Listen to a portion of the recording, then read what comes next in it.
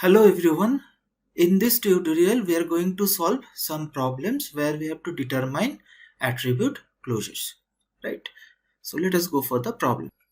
So in our first question we are having a set of functional dependencies. So that's basically F, right?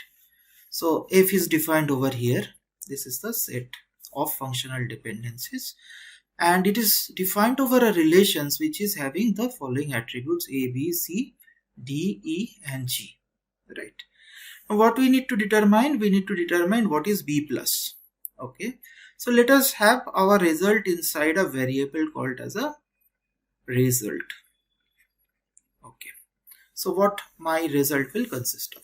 So B trivially determines B, so B always will be in my result. Then next what I can have? Now I'm already having a B in my result and B determines D, right? As I have B determines D and B is inside my result, I can write it BD, right? Now if you look at the functional dependency, you are having DA, right? D determines A. Now D belongs to my result, so we can write it as a BDA. Okay. Now we are having a functional dependency A determines BCD. Now A belongs to the result, so we can write BDA. Now what extra we get? We have B already over here. C is not there. I add C. D is already there. Okay, can I have more? So I left with another functional dependency over here. BC determines D. So BC determines D. Now this B and C belongs to my result. So that's why I can add D also in my result. So B, D. So D is already there. AC, I can add E. So there is no more functional dependency, so that I can add more attributes inside my closure of B plus. So finally what is B plus? It's basically BD A C E. So that is my result. Okay, so let us go for the next question.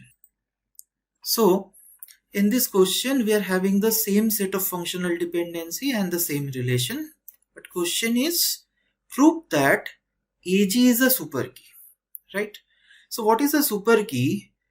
A superkey must uniquely identify every tuple, right? A superkey must uniquely identify every tuple in a relation. Now to uniquely identify every tuple, the superkey must determine each and every attribute of the relation.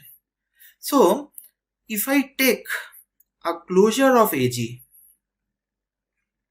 if I take the closure of AG and if I find out the closure of AG covers all the attribute of my relation, if it covers all the attributes of my relation, then I'll say AG can be a superkey. So let us try to do it. So again, let us take a result, right? So result is the result of this closure, right? So trivially we can have AG, right? Then from AG, what I can have? Now let us consider the first one. We are having A determines BCD. Okay. Now A belongs to my result, so I can add this BCD inside my result. I can have A, G, B, C, D. Right. Next what I have? I'm having BC determines D. Now this BC, do we have it? Yeah, BC is there in my result. So that's why the right hand side also will be part of my result. So I can have A, G, B, C, D. So I can add E. So 1, 2, 3, 4, 5, 6 attributes. Here I am having 1, 2, 3, 4, 5, 6 attributes. So basically I have all the attributes. So I can say the closure of AG is A, G, B, C, D. That means AG can determines all the attributes of the table or the relations. So that's why it can be a super. It is a super key. It is a super key, right? Okay. In the next question is very similar to the first question. We are given with a relation R with 1, 2, 3, 4, 5, 6, 7 attributes, right? This is the set of functional dependencies. So what we need to determine? We need to determine the closure of AC. So let us have the result. So in result will store the closure of AC, right? So trivially we can have AC inside it. Okay. So let us consider the first functional dependency AB. Now A belongs to this, so I can add B. So I'll have A determines B. So A belongs to my result, so I can add B into it, the right hand side, right? Now if you look at the second functional dependency BC, BC is there, right? So I can also utilize this. I can have BC determines D. Now BC is belongs to my result, so I can have ACB DE, right? Next we are having AEF, right? Now AEF, do I have inside my result? A I am having, E I am having, but F I don't have. So I cannot utilize this particular functional dependency. So I need to stop over here. So what the result I got? AC plus, that's basically the closure of AC, AC, B, D, E. So this is my result. So this is our last question. So in this question we are using the same relation R as the previous question, and we are having the same set of functional dependencies. Now question is, does ACF determines DG? Now how to do that? One way to do it, use the functional dependency rules and check out is it implied by the from this particular functional dependency. But we are going to do it using attribute closures. So how do I do it? I need to take the closure of ACF. Now if the closure of ACF includes D and G, that means ACF also functionally determines DG, right? Again I repeat, I take the closure of ACF. Now if the closure of ACF includes D and G, that means ACF functionally determines DG.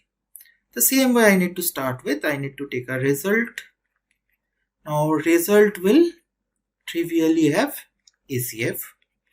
Okay. Now A is there in my result, so I can use this particular functional dependency. I will have A determine B. So A is there in my result, so I can include B, right?